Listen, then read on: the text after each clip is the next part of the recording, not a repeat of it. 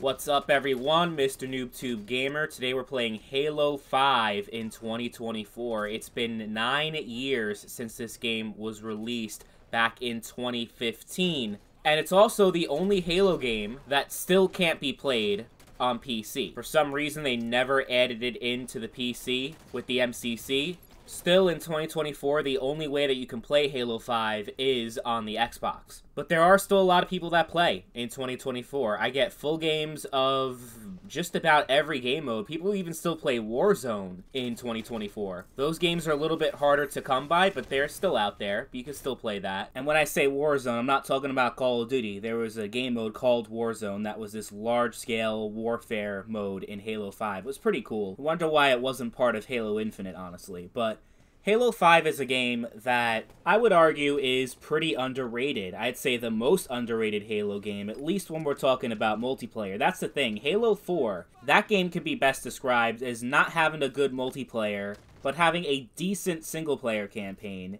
If that's the case for Halo 4, Halo 5 is the opposite. It has a good multiplayer, but an awful campaign. I think the Paramount Plus show is a better Halo story than the Halo 5 campaign. Master Chief isn't even in most of it. It's this new character named Locke that takes up most of the game and is the main protagonist, which is so dumb. So I don't really think you're going to enjoy the game for the single-player aspect, which Halo, the single-player and multiplayer are equally as important as one another. It's not like Call of Duty where the campaign is just like, take it or leave it. A lot of people just don't give a shit. There are so many people that only play multiplayer, and there are a lot of people that only play Halo for multiplayer as well, but single player has always been a main staple of the series, and this is definitely the worst of all of the Halo campaigns, and it's not even close. So that's something you should know if you're interested in single player, interested in campaign.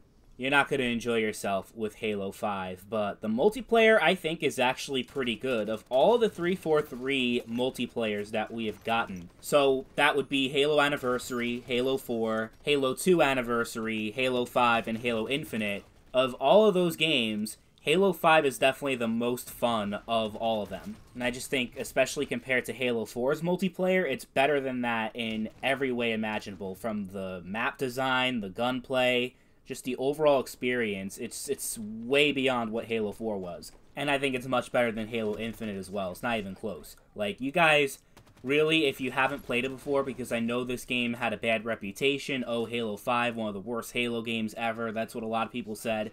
Really, though, it really depends. Like, if you're a single-player person, yes, it absolutely is one of the worst, if not the worst. But multiplayer, no. It's one of the best, actually. Like, for me, personally, 1, 2, and 3 are my 3 favorite Halo multiplayers, but then it's Halo 5. There's always going to be some old-school, classic Halo fans that are going to hate this game because it has ADS. They added ADS for a lot of weapons, and also it has Sprint, which so many people still talk about that and how much they hate it and how Sprint doesn't belong in Halo, even though most, if not all, first-person shooters back when Halo first came out did not have Sprint, because Sprint wasn't really a fleshed out game mechanic yet at the time.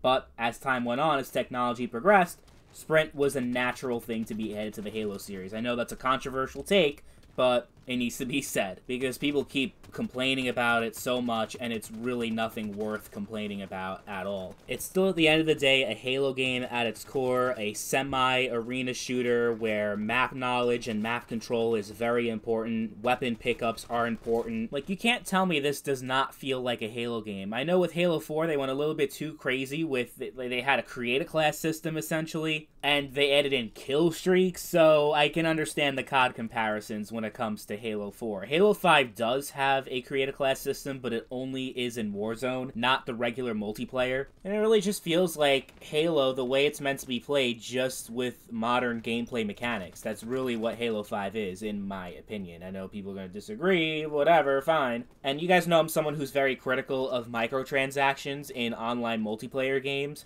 I understand the necessity of them. You need to monetize these games to keep the game profitable and the servers running and all that good stuff. But there are games like Black Ops 3 where they take it way too far, make the game completely pay to win, and the whole supply drop system is what made me quit Black Ops 3 back in 2016. Now with Halo 5, honestly, I think even though it has microtransactions with the rec packs, which has like, it's like this whole card system that they implemented in there. It's pretty much all cosmetic stuff, though. So for that reason alone, I don't really see a big deal with it. And also, I think the rec system in Halo 5 is actually better than the Battle Pass system in Halo Infinite, because Battle Passes are just, like, not a good system in my opinion. I hate them with a passion. Halo Infinite, they're actually better than most Battle Pass games, because you actually can, like, it doesn't expire like it does. Like, let's say you get the Battle Pass for the latest Fortnite season. Once the season's over, you're permanently locked out of ever unlocking that content, even if you pay for the Battle Pass. I hate that, so Halo Infinite does not have that. It's actually one of the best Battle Pass systems, but you still have to pay for the Battle Pass to get a lot of the good content in there. In Halo 5, you can purchase the rec packs if you want to, but there is a way to get everything through regular in-game progression.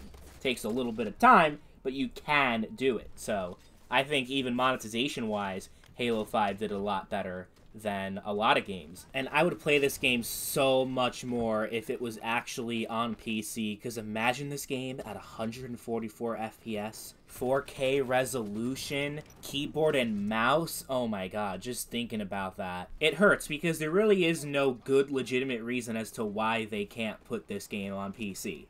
Halo 5 was received a lot better than Halo 4, especially when it comes to multiplayer, so it's not like, oh, the game was unpopular, so they can't bring it over to PC. And I'm not crazy, I'm not the only one thinking this. If 9 years later you can still get full games almost instantly, like, the wait times really aren't much longer than all the other Halo games that have crossplay and are part of the MCC, which is insane.